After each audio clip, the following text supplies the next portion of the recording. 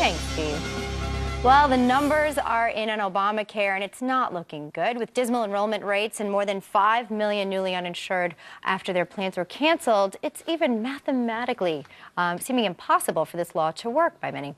Here to break down the numbers is Fox News legal analyst Peter Johnson. Morning, Elizabeth. You know, Obamacare has become the disease now, not the cure. More politicians are wondering, has this become the new plague, the new poison in America? And Americans, in terms of their sign-up numbers, are equaling the politicians' distaste for Obamacare. So let's look at the numbers. Sure. 7 million enrollees are needed by March 31st, 2014. Where are we? Where are we? I heard 2%. We're at 106,000. Now, that's state and also federal exchanges. Now, how many, what's the percentage?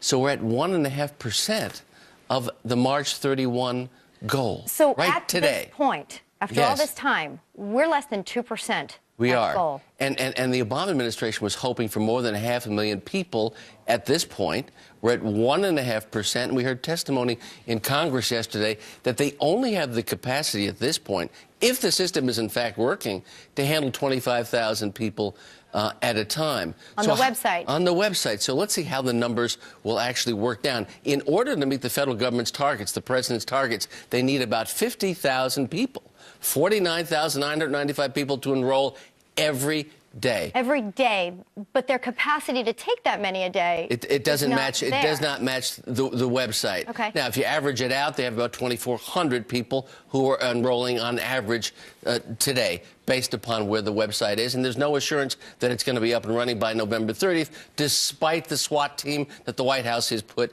in place. So there's a crisis of confidence and trust, and a lot of Democrats are running for the hills and running for the doors big time, because they say, you know, I was a big principled Obama guy, but I'd rather return to Congress in 2014, and people are screaming in America, and maybe I better hear what they're saying. Well, you know what, you're right on point here, because this poll just came out. Here we have, which source of information about Obamacare do you trust the most? Yeah, this is an interesting poll, and they looked at Republicans, and they looked at Democrats, and they looked at family and friends. Fox News came out number one in a poll of about 1,000 respondents about who you trust to provide truthful information about health care and Obamacare. The president was down at 11%, and Democrats were at like 2 or 3%, and the other networks are at 2 and 3% as well. We also know Quinnipiac and other polls show a trust deficit of the president in America,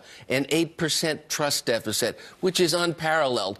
On one poll, more Americans distrust the president than trust him, largely based on what's happened with his Obamacare plan and his inability to get it up, and these cancellations, which are staggering. 5 million. 5 million people having their policy canceled, certainly, and then more people enrolling in the state exchanges when they have the chance rather than the federal exchange. But really, what's the next step? Is that number possible? How can they possibly get that 7 million required to pay for the system which they're putting in place? It doesn't look like it's possible, and it's really important when you're talking about the so-called death spiral. If they don't get the right numbers, the premiums are really going to go through the roof.